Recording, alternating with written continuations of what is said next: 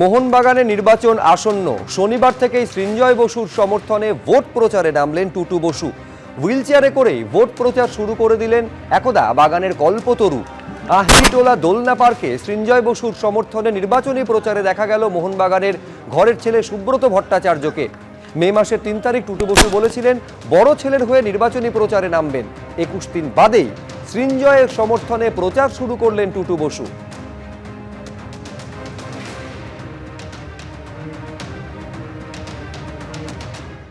এবার আইনজীবী বিকাশ রঞ্জন ভট্টাচার্যের বাড়িতে চাকরিহারা সংগ্রামী যৌথ মঞ্চের উদ্যোগে বিকাশের বাড়িতে দরবার। রাজ্য সরকার চাকরিহারাদের ভুল বোঝাচ্ছে, রিভিউ পিটিশন থেকে শুরু করে যা হচ্ছে চাকরি ফেরত মিলবে না। সুপ্রিম কোর্টের নির্দেশ মেনে পরীক্ষা দিয়ে যোগ্যতার ভিত্তিতে তারা চাকরি পেতে পারেন। চাকরিহারা শিক্ষকদের বার্তা বিকাশ রঞ্জন ভট্টাচার্যের।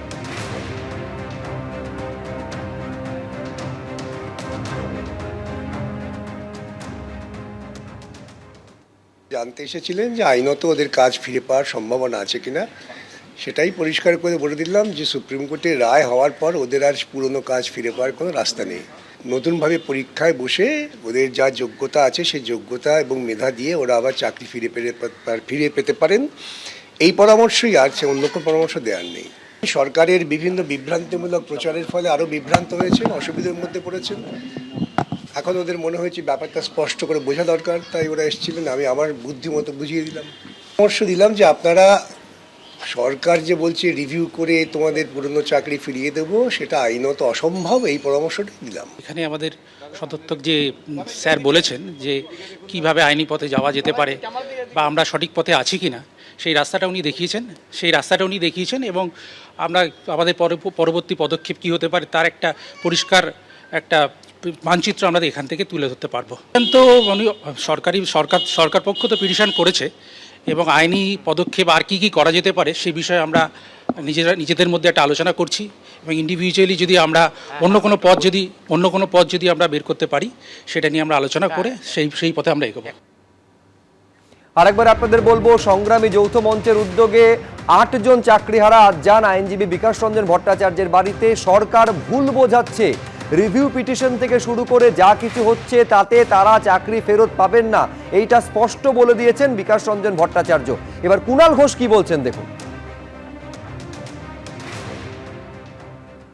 26,000 যাদের কর্মচ্যুতির কথা সুপ্রিম কোর্টের রায় বলা হয়েছে, তো মাননীয় মুখ্যমন্ত্রী এবং রাজ্য সরকার তো সেই কর্মচ্যুতির রায়ের বিরোধিতা করছে। রিভিউ পিটিশন থেকে শুরু করে আইনে যেভাবে এনাদের চাকরির সুরক্ষা দেওয়া সম্ভব সেগুলো করছেন। অন্তর্বর্তীকালীন সময়ে কিছু রিলিফ স্টেপস সেটাও গভর্নমেন্ট নিয়েছেন।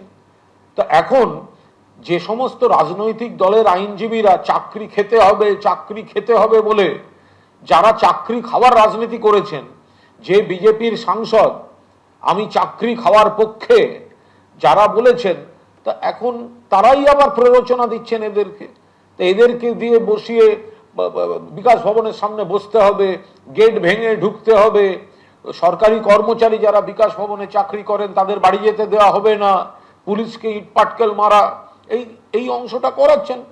তার উপর দাঁড়িয়ে কোর্ট কিছু বক্তব্য রেখেছেন, তাতে যদি ওনারা কি করবেন সে ওনাদের ব্যাপার, মানুষ দেখছেন।